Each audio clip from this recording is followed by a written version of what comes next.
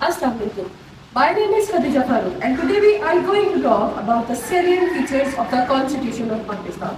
So let's move towards the topic. As we know that Constitution of any country is the supreme law of land. It is like a social contract which binds state, people and the society. Constitution कोई भी एक ऐसी चीज है जिसके ऊपर आपका पूरा मुल्क चल रहा होता है. इट इज लाइक डॉक्यूमेंट जो डिसाइड करता है आपके मुल्क के अंदर कानून कौन सा लगेगा, आपका मुल्क है कैसा, आपके मुल्क के वो मुल्क के सैलिएंट फीचर्स के बारे में होता है कि ये किसी भी मुल्क के बारे में जानना हो तो we can read the constitution to know about the laws rules regulations of the state जिसका रेलेवेंट हम कॉन्स्टिट्यूशन पढ़ते हैं. So today we are going to talk about the salient features of the constitution of Pakistan. तो हम चलते हैं salient features की तरफ, जिसके अंदर सबसे पहला सैलिएंट फीचर है written constitution. Constitution of Pakistan एक रिटन कॉन्स्टिट्यूशन है जिसके अंदर हम लोगों को टोटल 280 आर्टिकल्स मिलते हैं, 26 अमेंडमेंट्स मिलती हैं और आज तक कितने कॉन्स्टिट्यूशंस आ चुके. 1947 में पाकिस्तान बना और उसके बनने के बाद हमारे पास 1949 में ऑब्जेक्टिव रेजोल्यूशन आया. देन 1956 में कॉन्स्टिट्यूशन आया जो कि पहला कॉन्स्टिट्यूशन था पाकिस्तान का, Islamic republic of state Pakistan का पहला कॉन्स्टिट्यूशन. उसके बाद वो कॉन्स्टिट्यूशन चेंज हुआ, सेकंड कॉन्स्टिट्यूशन आया and then the third constitution which is also known as the current constitution जो कि 1973 में आया और अभी तक वही लागू होता है हमारे मुल्क के अंदर which is written constitution. And इसी वजह से हम लोगों को पता है कि उसके अंदर 280 articles. Okay, then the next feature it is known as rigid constitution. There are two types of constitutions, one is rigid and the second one is flexible constitution. Flexible constitution के अंदर अमेंडमेंट करना is a very easy thing, but rigid constitution के अंदर amendment करना is not an easy thing. आपको एक special procedure से गुजरना पड़ता है जिसके बाद आप कॉन्स्टिट्यूशन के अंदर अमेंडमेंट कर सकते हैं which is not easy in Pakistan. इस वजह से constitution of Pakistan is a rigid constitution. So the next feature is bicameral legislation. इसी तरह हमारे पास टू टाइप ऑफ लेजिस्लेशन होती है किसी भी स्टेट के अंदर. One is unicameral and second one is bicameral legislation.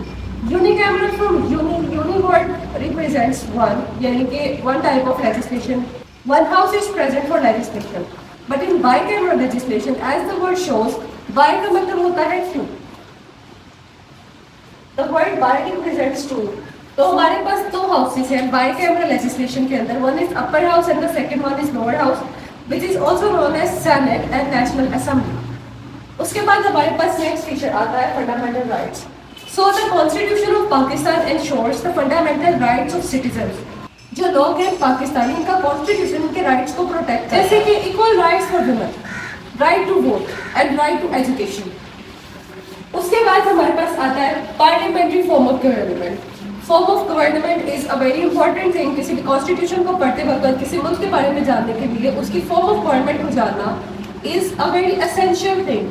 तो पाकिस्तान के अंदर पार्लियामेंट्री फॉर्म ऑफ गवर्नमेंट है, दैट मीन्स इधर पार्लियामेंट की सॉवरेनिटी है. ओके, अब आते हैं नेक्स्ट फीचर के ऊपर which is independence of judiciary, जिसके अंदर हम लोगों को ये चीज़ पता चलती है कि पाकिस्तान अपने तमाम सिटीजन्स को इंडिपेंडेंस ऑफ जुडिशरी देता है, यानी कि जुडिशरी के पास ये पावर मौजूद है कि वो इंसाफ पर मबनी फैसले कर सकते हैं जिसकी वजह से कानून मुल्क के अंदर नाफिज होगा और क्राइम से उतना ही बचा जा सकता है.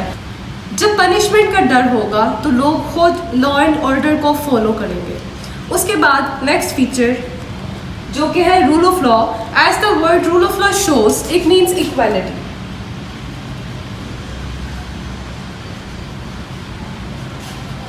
It means equality. हमें ये पता चलता है कि पाकिस्तान में तमाम तरह रहने वाले लोग बराबर हैं, वेदर दे आर अमीर और गरीब, दे हैव गुड पोजीशंस और they do not have any position. तो तमाम तरह लोग बराबर हैं क्योंकि पाकिस्तान के अंदर रूल ऑफ लॉ उसका कॉन्स्टिट्यूशन इंश्योर कराता है पाकिस्तानियों को.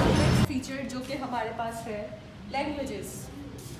लैंग्वेजेस के अंदर हमें दो चीज़ें पढ़ना बहुत ज़रूरी है. One is national language and the other one is official language. So the national language of Pakistan is Urdu, but the official language of Pakistan is English. तो 1973 का कॉन्स्टिट्यूशन इंश्योर कराता है single citizenship. And then the next feature which is state religion.